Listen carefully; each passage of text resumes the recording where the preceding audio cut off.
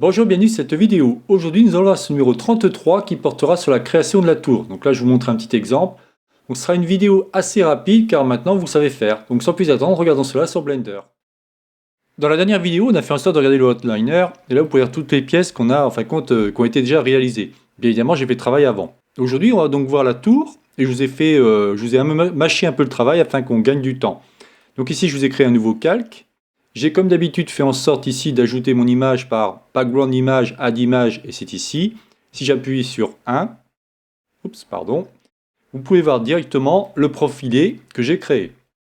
Donc on va un petit peu regarder ce que j'ai fait, mais le principe est exactement le même. Alors ici, j'ai fait en sorte de commencer par un plane, comme d'habitude, j'ai pris un mesh de type plane que j'ai extrudé. En gros, j'ai tout supprimé sauf un vertice, et ensuite je l'ai extrudé.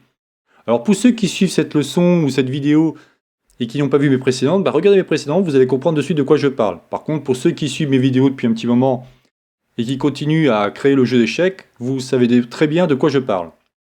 Donc ici, j'ai extrudé ma pièce, vous pouvez voir ici tout doucement mon profilé. Faites un profilé le plus joli possible pour que votre pièce, évidemment, soit la plus belle possible.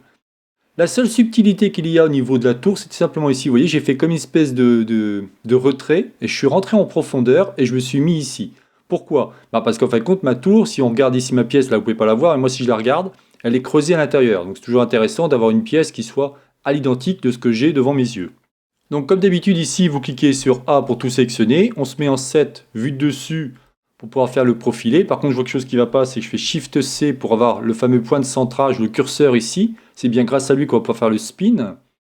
Je vais cliquer ici sur la fonction spin. Vous voyez, automatiquement déjà j'ai un début. Là, je vais mettre 12 steps. Rien d'extraordinaire. Et là, je vais marquer 360. Si on regarde ma pièce maintenant, elle est presque finie. Il nous reste comme d'habitude à tout sélectionner, à faire un remove dable afin de voir ici, là je zoome, où c'est marqué 77 vertices supprimés. Ensuite, on va faire aussi en sorte de faire un petit smooth pour faire quelque chose de plus joli.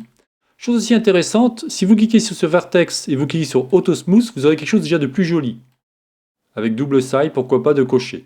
Mais on va faire comme d'habitude un modifier de type Subdivision Surface avec une résolution de 2 pour la view. Vous inquiétez pas, là aussi je vous expliquerai ça plus tard, mais chaque chose en son temps. Et voilà, votre pièce au niveau de la tour pour le jeu d'échecs est terminée. C'est-à-dire qu'on aura, si je reviens ici, on aura quelque chose comme ça.